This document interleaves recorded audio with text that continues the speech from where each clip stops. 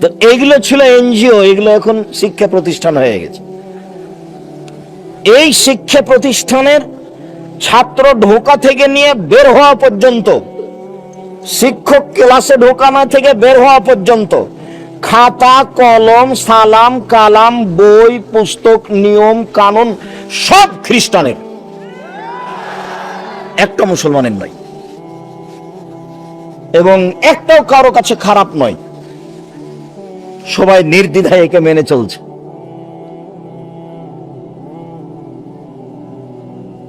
সম্মানিত দিনী ভাই বোন, মহান আল্লাহ বলেন, মুসলিম মহিলা তোমরা বাড়িতে থাকো, বন্যতার যুগে বর্বরতার যুগে অসভ্যতার যুগে নারীরা যেভাবে চলতো সেভাবে চলো না। তিনি বলেন, দুই শ্রেণীর মানুষ জাহান্নামে যাবে আমি তাদের দেখিনি। এক, যাদের হাতে থাকবে লাঠি গাভীর লেজের মতো, ওরা মানুষকে মারবে, ওরা জাহান্নামে যাবে। জীবনে কোনোদিন 1 মিনিট ক্ষমতা দেখে বেঁচে থাকার চেষ্টা করিয়েন না।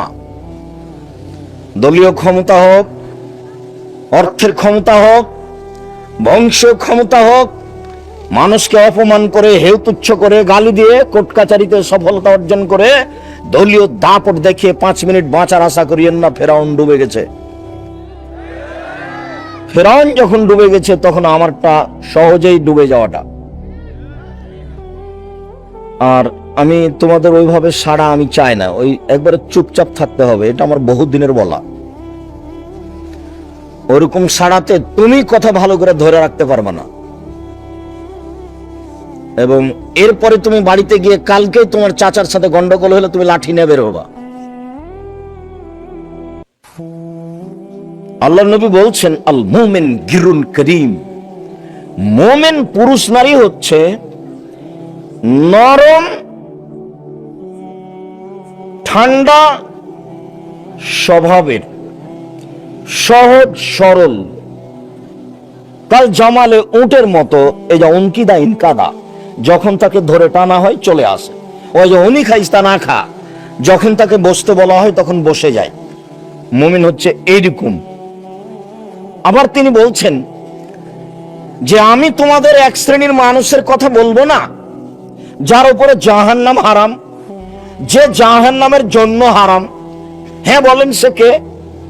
তখন বলছেন যে সাহালুন লাইয়িনুন কারিবুন, নরম মেজাজ, নম্র স্বভাব, মানুষের সাথে মিশে চলে, সহজ সরল,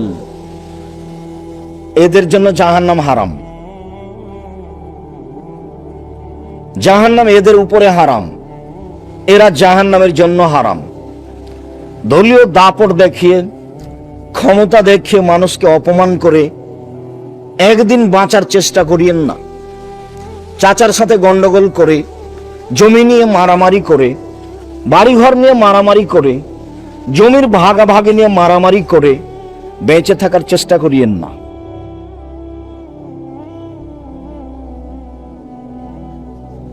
সম্মানিত দিনী ভাই বোন, রাসূল সাল্লাল্লাহু আলাইহি সাল্লাম বলছেন, নিসাউন, মহিলা, কাসিয়াতুন, কাপড় পরে থাকবে, আরিয়াতুন, উলঙ্গ।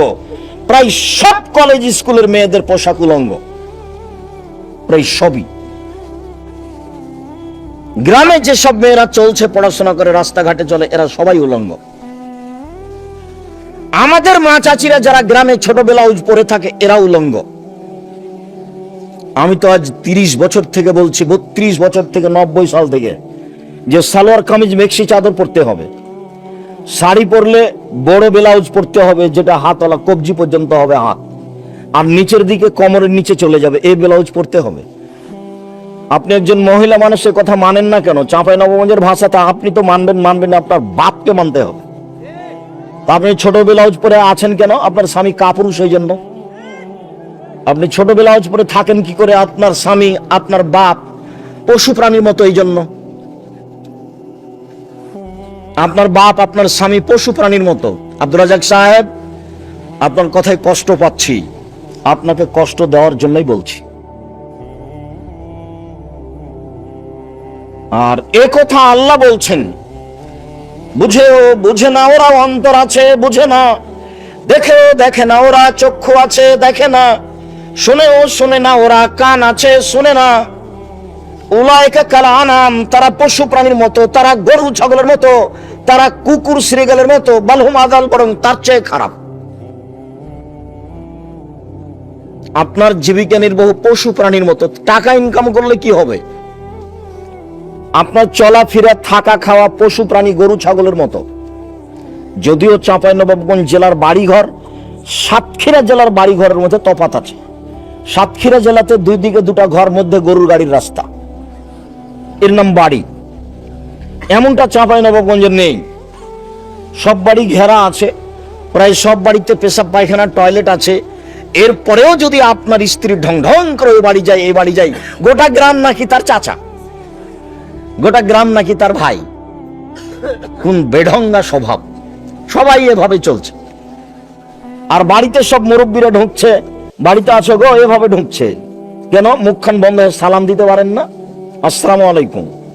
এই ছেলে, তোমাকে বলছি, তুমি সালাম দিয়ে ঢুকবা, তোমার বাপ সালাম দিয়ে ঢুকবে, তোমার মা সালাম দিয়ে ঢুকবে, বাধ্য। সালাম দিয়ে ঢুকতে হবে, বাধ্য। সালাম দিয়ে যদি ঢুকো বাড়িতে শয়তান থাকবে না, আর সালাম ছাড়াই যদি ঢুকো তাহলে বাড়িতে শয়তান থাকবে। বাড়িতে আছো গো, এভাবে ঢোকাটা হলো গরু ছাগলের মতো। গরু যখন বাইরে থেকে গোয়ালে নিয়ে আসছি, গোয়ালে তখন গরু কিছু বলতে পারে কি? পায়ের শব্দ শুনতে পারে, কিছু বুঝতে পারে, তো গরু আসছে। তা আমিও বললাম বাড়িতে আছো গো, তো ওর যাওয়া আর আমার যাওয়া একই। তা আল্লাহ বলছে এটা গরু ছাগলের মতো। ভাত খাই, বুদ্ধি আছে, কাজ করি, মুখ আছে, হাত আছে, গরু ছাগলের মতো ঢুকবো কেন? পশু প্রাণীর মতো ঢুকবো কেন? বলেন সালাম দিয়ে ঢুকবো, বলেন ইনশাআল্লাহ। মুখখান খুলল না সব ছেলেরা, এই ছেলে কথা বুঝুনি, সালাম দিয়ে ঢুকবো, বলো ইনশাআল্লাহ। এমনও আদেশ হয়েছে যে বিনা সালামে যদি কেউ ঢুকে যায় তাহলে বাড়িতে যারা আছে ওরা ব্যাক করে পাঠাবে, যাও বাইরে যাও। আবার আল্লাহ নবী বলছেন আবখালুন নাস মান বাখালা বিসালাম, সবচেয়ে কৃপণ সেই যে সালাম দেয় না, যে সালামে কৃপণ। সবচেয়ে কৃপণ সেই যে সালামে কৃপণ। আবার আল্লাহ রাসূল বলছেন সবচেয়ে উত্তম ওই যে আগে সালাম দেয়। আপনি তো মাস্টার মানুষ, মাস্টার ডিগ্রি পাস মানুষ, একটা ছেলে সামনে পড়েছে, আপনি অপেক্ষা করছেন ছেলেটা সালাম দিবে কখন, ছেলেটা সালাম দিবে কখন। ছেলেটা সালাম দিলে না, আপনিও চলে গেলেন। এই যাওয়াটা কেমন হবে বলো তো? ছেলে এটা কেমন হলো গো? গরু ছাগলের মতো। আপনি মাস্টার ডিগ্রি পাস হন না, আপনি উমার ফারুক হন, তাতে কি আছে? আপনি সামনে লোক আছে, আপনি আগে সালাম দিবেন, আপনি সবচেয়ে উত্তম মানুষ। আপনি যদি উমার রাদিয়াল্লাহু তাআলা হন তবুও সালাম দিতে হবে। উমার কথা কেন বলি জানেন? মাঝে মধ্যে উমারের ঈমান দেখে আল্লাহর নবী অবাক হতেন। আল্লাহর নবী বলতেন, উমার তোমার ঈমান এমন ঈমান যে তুমি যে রাস্তা দিয়ে হাঁটো ওই রাস্তা দিয়ে শয়তান হাঁটে না।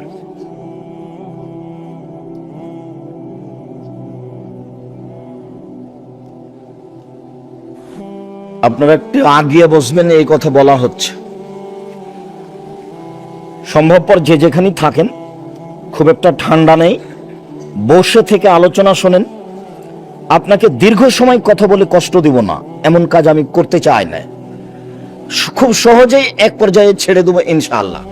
বলছিলাম সম্মানিত দিনী ভাই বোন, যারা মহিলারা এই নগ্ন পোশাক পরে চলছে, মা চাচি খালা ফুবু বোন, লাইট খোলাল জান্নাত, এরা জান্নাতে যাবে না।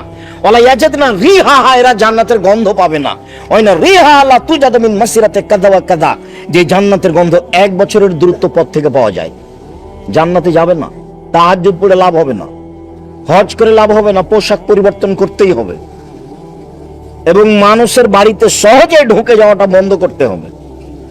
যদি চাচাতো চাচারা গ্রামবাসী ঢুকেই যায়, তাহলে আপনাকে তাড়াহুড়া করে ঘরে উঠে যেতে হবে।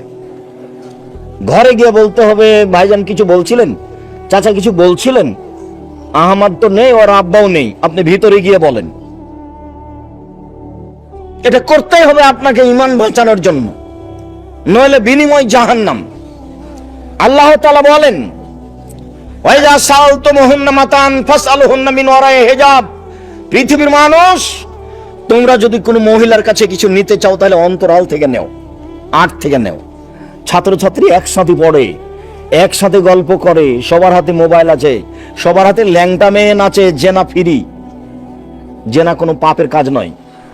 আল্লাহ রাসূল বলছেন এমন একটা সময় চলে আসতে আস্তাহিলুল হারা, আমার উম্মাত জেনাকে হালাল মনে করবে। অবাক কথা, জেনাকে হালাল মনে করবে।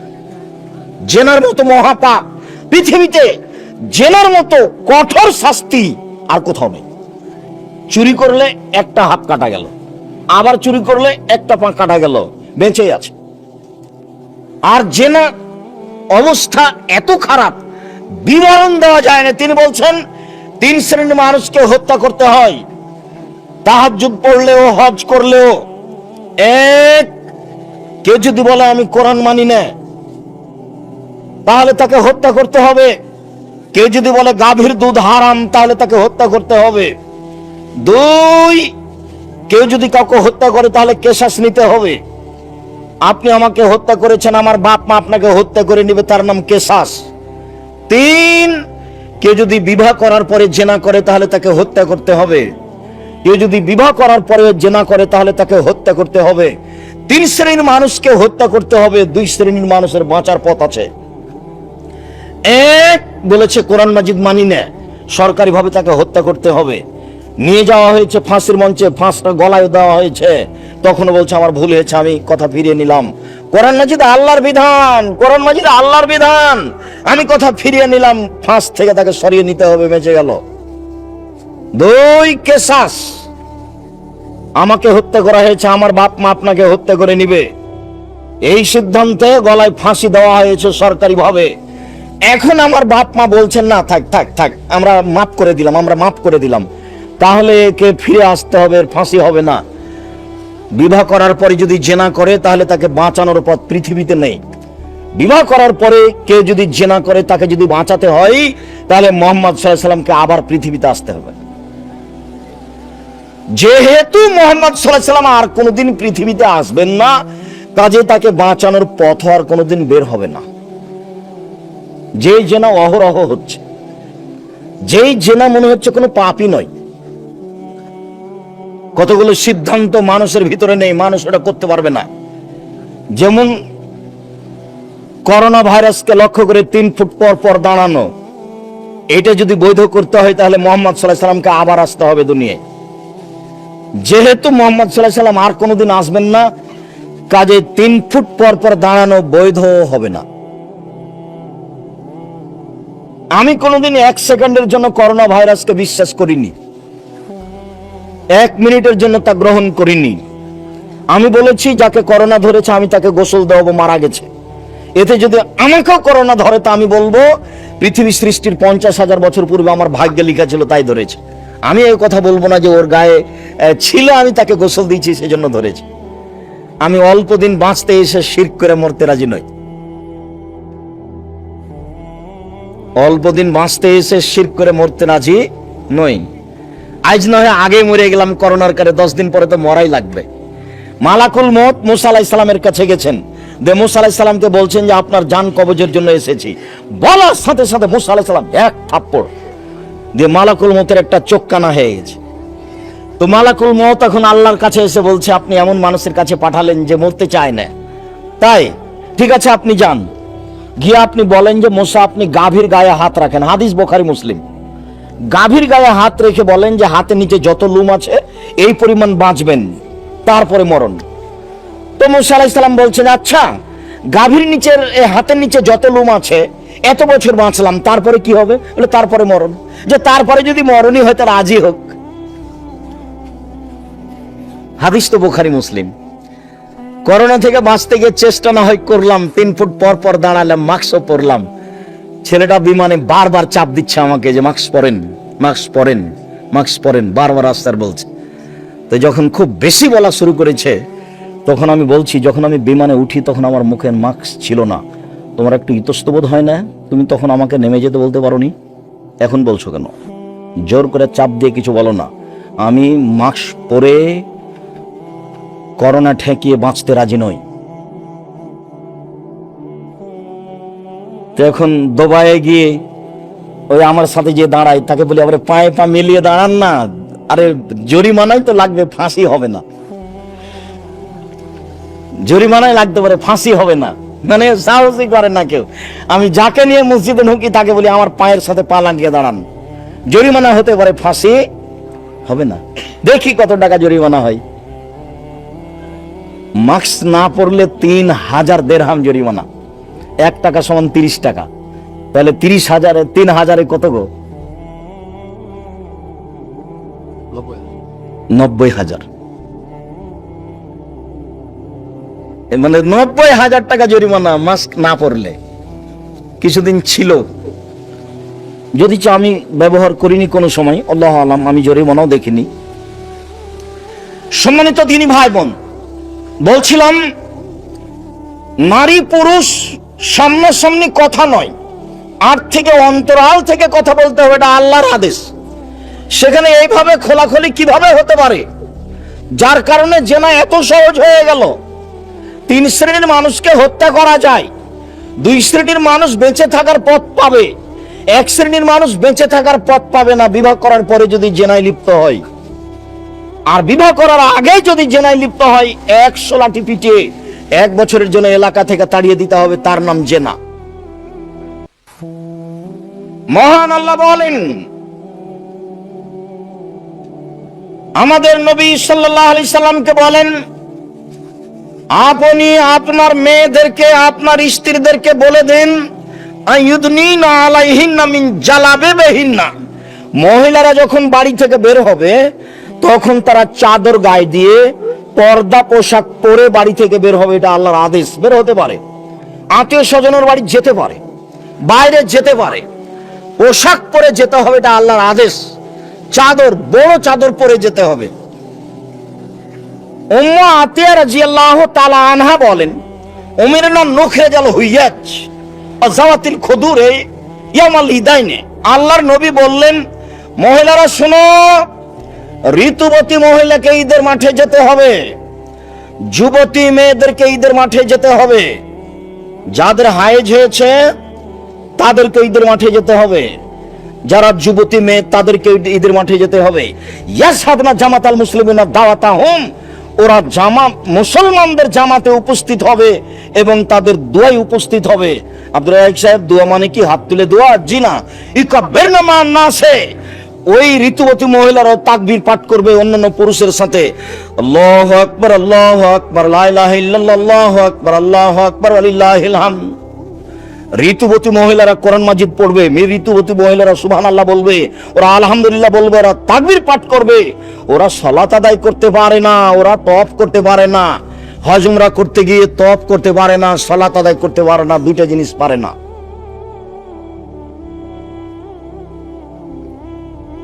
এছাড়া হাজিরা যা করছে ঋতুবতী মহিলারা তাই করবে।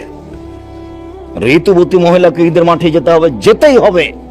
5 ওয়াক্ত মসজিদে না যাওয়া ভালো, জুমার দিন মহিলাদের মসজিদে যাওয়া ভালো, ঈদের দিন মহিলারা ঈদের মাঠে যেতে বাধ্য। আমাদের দিকে জুমা মসজিদে মহিলাদের ইমামতিতে ঈদ চলে, এটা বিদআত। মহিলাদের ইমামতিতে মসজিদে চলে না সালাত, এটা বিদআত, এটা করা যাবে না। এখান থেকে বেঁচে থাকতে হবে, ঈদের মাঠে যেতে হবে মহিলাদেরকে। জায়গা এবছরই করতে হবে, নইলে ওরা রাস্তায় দাঁড়াবে, নইলে ঈদের মাঠ নদীর এত মাঠে হবে, নইলে স্কুল মাঠে হবে। যেখানে ব্যবস্থা আছে সেখানে ঈদের মাঠ হবে, মহিলাদেরকে ঈদের মাঠে যেতেই হবে। যেটা মূল কথা, একজন বলল, আল্লাহর নবী, এহদানা লাইসালাহ জিলবাব, আমাদের কারো যদি চাদর না থাকে, তার মানে চাদর ছাড়া তারা বাইরে যাবে না। আমাদের যদি কারো চাদর না থাকে তাহলে সে কি করবে?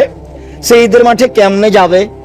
তখন আল্লাহ রাসূল বলছেন, লিতুল বিসামিন সাহিবাতামিন জিলবাবিহা, কোন মহিলা তার সঙ্গীকে সাথীকে বান্ধবীকে চাদর দিয়ে দিবে, আরেকজনের চাদর নিয়ে ঈদের মাঠে যাবে। দুইটা কথা, আরেকজনের চাদর নিয়ে ঈদের মাঠে যেতে হবে, গায়ে চাদর দিয়ে যেতে হবে, জরুরি।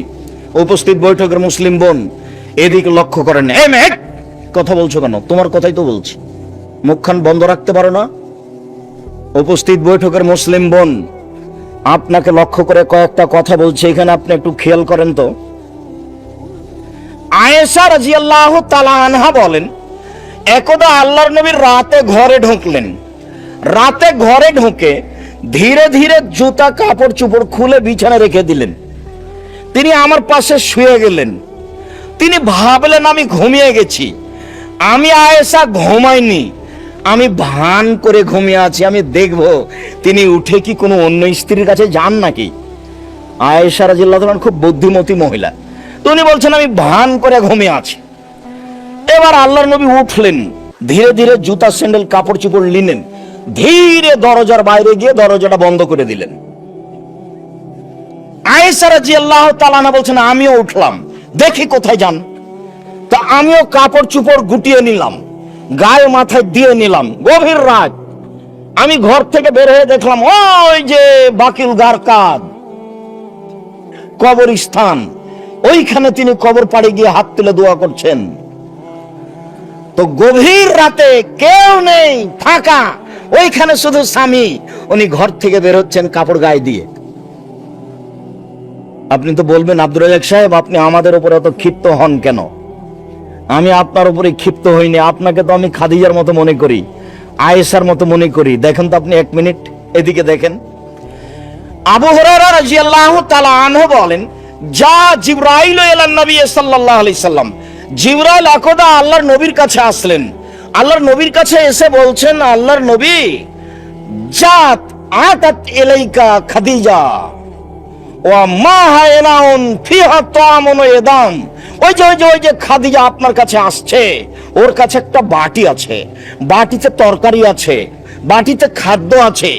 এই যা আতাত ইলাইকা, যখন আপনার কাছে চলে আসবে তখন আপনি একটু বলবেন, খাদিজা ইকরা আলাইকা রব্বকে অমিন্নি। আপনি একটু খাদিজাকে আল্লাহর পক্ষ থেকে আর আমার পক্ষ থেকে সালাম দিয়ে দিবেন। আপনি বলবেন, খাদিজা আল্লাহ তোমাকে সালাম দিয়েছে। আর বলবেন, খাদিজা নবী জিবরাইল তোমাকে সালাম দিয়েছেন। আমি অনেক সময় বলেছি আয়েশা সবচেয়ে দামি মহিলা, তবে বিবরণে বোঝা যায় খাদিজা রাদিয়াল্লাহু তাআলা আনহা সবচেয়ে দামি মহিলা। তার মানে কোনদিনই আয়েশা রাদিয়াল্লাহু তাআলা আনহাকে আল্লাহ সালাম দেননি, কিন্তু খাদিজাকে কে সালাম দিয়েছেন? আল্লাহ সালাম দিয়েছেন। অবাসরহা, খাদিজাকে একটা সুসংবাদ দিয়ে দিবেন, তার জন্য একটা জান্নাতে ঘর তৈরি করা হয়েছে হীরা মুক্তা মানিক্য দ্বারা, যেখানে কোনো হইচই নেই। নেন দেখেন তো, আপনি দেখেন তো খাদিজাকে। উপস্থিত বৈঠকের মুসলিম বোন এদিকে শোনেন, আপনাকে আরো একটা কথা বলি, এদিকে খেয়াল করেন। এই মেয়ে এদিকে খেয়াল করো, দেখেন আপনি একটু। হাজারা ইব্রাহিম ও বে সারাতা, ইব্রাহিম আলাইহিস সালাম তার স্ত্রী সারাকে নিয়ে হিজরত করলেন, এক এলাকা থেকে আরেক এলাকায় বের হয়েছেন, যাচ্ছেন। ফাদাখালা বিহা কারিয়াতান, তিনি একটা গ্রামে ঢুকলেন স্ত্রীকে নিয়ে। ফিহা জাব্বারুন মিনাল জাবাবেরা, সেই গ্রামে ছিল স্বৈরাচারী শাসক। কিলালাহু, তাকে বলা হলো, দাখালা ইব্রাহিম মাহু ইমরা হে মিন আহসানিন নিসায়ে, ইব্রাহিম নামে একটা লোক এই এলাকায় ঢুকেছে, তার সাথে একজন মহিলা রয়েছে, সে আরব ভূখণ্ডে সারা পৃথিবীতে সবচেয়ে সুন্দরী মহিলা। এর অর্থ দুইটা। ইব্রাহিম আলাইহিস সালামের স্ত্রী সারা ওই সময়ে পৃথিবীতে সবচেয়ে সুন্দরী ছিলেন, আর না হয় সারা পৃথিবীতে যত নারী এসেছে আসবে আছে সবার চেয়ে সুন্দরী ছিলেন। কথা বুঝাতে পারিনি।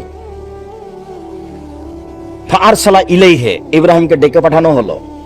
ডেকে পাঠিয়ে বলা হলো, মানি আল্লাতি মাকা, ইব্রাহিম আপনার সাথে যে মহিলা রয়েছে সেটা কে? তখন ইব্রাহিম আলাইহিস সালাম বললেন, উখতি, এটা আমার বোন। ফারাজা ইলাইহা, ইব্রাহিম আলাইহিস সালাম তার স্ত্রীর কাছে গেলেন। স্ত্রীর কাছে গিয়ে বলছেন, শোনো, আন্নি আখবার তোমান্নাকে উখতি, আমি বলে দিয়েছি তুমি আমার বোন। ফালা তুকাযিবি বিহাদিসি, তুমি আবার আমাকে মিথ্যুক প্রমাণ করো না, তুমি আমার বলো না যে এটা আমার স্বামী, তুমি বলবে এটা আমার ভাই। মনে রেখো সারা, ইন আলালার যে মুমিনিন গায়রকে, আমি আর তুমি ছাড়া মাটিতে কোনো মুমিন পুরুষ নারী নেই, এই হিসেবে আমরা দুইজন ভাই বোন বটে। সারা, মাটির উপরে মাত্র দুইজন মুসলমান, আমি আর তুমি, এই হিসেবে আমরা দুইজন ভাই বোন বটে। এরপরে ইব্রাহিম আলাইহিস সালাম তাকে রক্ষা করতে পারলেন না।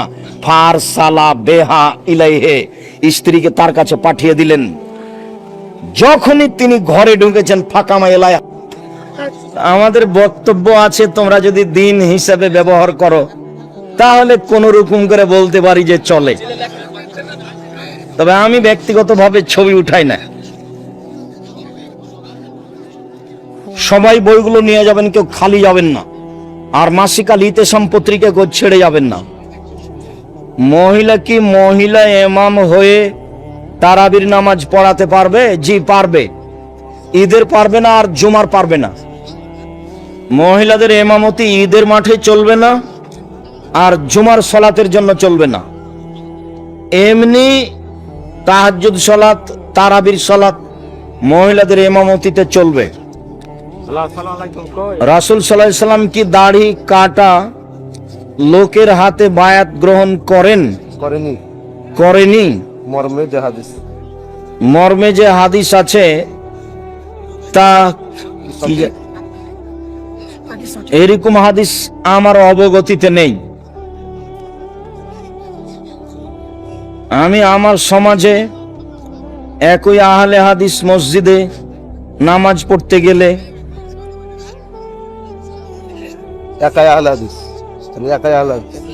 এক একজনে এক এক কথা বলে। এখন আমার কি করণীয়? আপনি ফজর আর আসর বাড়িতে পড়েন, বাকি টাইমে মসজিদে যায়েন, আপনার মতোই করবেন। যদি আপনাকে করতে না দেয় তাহলে বাড়িতে পড়বেন। ফসলের জমিতে ফসলের পরিবর্তে টাকা দিয়ে যাকাত দেওয়া যাবে? জি না, সরাসরি শস্যই হস্তান্তর করতে হবে। যারা শস্য নিবে যাকাত তারা বিক্রি করবে। শায়েখ মসজিদের সামনে সাধারণ পাকা অথবা বাঁধানো কবর থাকলে সালাত আদায় করা যাবে? মসজিদের ডানে বামে পূর্বে পশ্চিমে কোথাও কবর থাকলে সালাত আদায় করা যাবে না। মধ্যে তো যাবেই না। পাশে কবরস্থান থাকলে প্রাচীর দিয়ে পৃথক করে দিতে হবে। আসসালামু আলাইকুম, বীমা কোম্পানিতে বা কোনো ব্যাংকে চাকরি করা যাবে কি? জি না, এগুলো সব সুদের সাথে সম্পৃক্ত। ব্যাংকে টাকা রাখা আর ব্যাংকে চাকরি করা দুটো এক নয়। আমার বাবাকে যাকাত দিতে বলি কিন্তু যাকাত দেয় না। এই ছেলে, আমার বাবাকে যাকাত দিতে বলি কিন্তু যাকাত দেয় না, আমি কি পাপী হব? তুমি বলতে থাকো, ইনশাল্লাহ পাপী হব না। আর তুমি যখন টাকা পয়সার নিজে মালিক হয়ে যাবা তখন তোমারটার যাকাত দিয়ে, আর তুমি তোমার বাপকে বলতে থাকো। তাকবীরে তাহরিমা বেঁধে সূরা ফাতিহা পড়া রুকু থেকে কি রাকাত গণ্য হবে?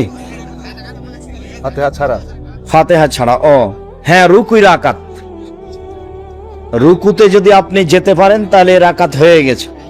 তো আব্দুর রাজ্জাক সাহেব সূরা ফাতিহা পড়িনি যে, তো এটা পড়ার জায়গা নয়। এই জন্য আল্লাহর নবী রুকুকে রাকাতের মর্যাদা দিয়েছে, অতএব রুকুই রাকাত। কোন ইমাম চুল দাড়ি এবং বুকের লোম কি এটা কলব করলে তার পিছনে সালাত আদায় করা যাবে? সালাত চলবে, করা হারাম, করা কাবিরা গুনাহ। মসজিদের মধ্যে চেয়ারে বসে সালাত আদায় করা যায়? পছন্দ নয়, নিরুপায় হয়ে করতে পারে। অনেক আলেমগণ বলেন যে জিহাদের জন্য ডাক দিবেন রাষ্ট্রীয় প্রধান, আর যদি